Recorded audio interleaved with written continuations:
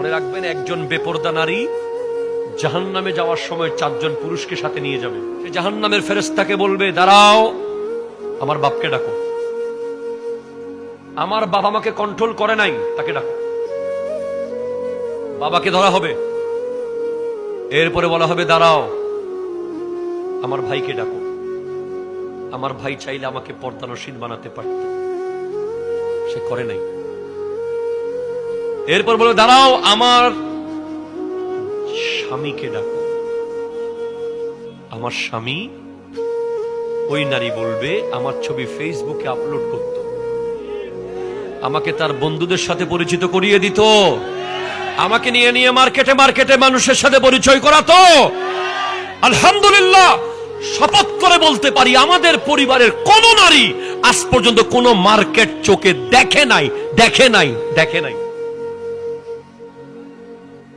আমরা ঈদের সময় অনলাইনে আনাই, আগে অনলাইন তো আগে ছিল না, আগে নিজেরা আমরা পুরুষরা গিয়ে কয়েকটা ডিজাইনের কাপড় নিয়ে আসতাম, পছন্দ করে 1 বা 2টা রাখতো, বাকি ফেরত দিতাম।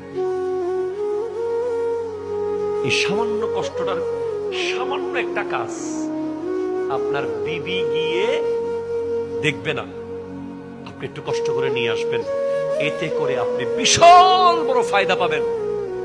তার মধ্যে 1 নম্বর ফায়দা হলো আপনি দায়ুস হওয়া থেকে মুক্ত থাকবেন। 2 নম্বর ফায়দা হলো আপনার প্রজন্ম আল্লাহর নেককার বান্দা জন্মগ্রহণ করবে। 3 নম্বর ফায়দা হলো আপনি জাহান্নামের আগুন থেকে বেঁচে যাবেন। আর এখন আপনারা কি করেন? যাও, তোমরা দেখে চয়েস করে নিয়ে আসো। সে এবার ফজরে গেছে, সেহরি খাইয়া গেছে, মোটামুটি তারাবির পরে করে আসতেছে, সেহরি আগে করে।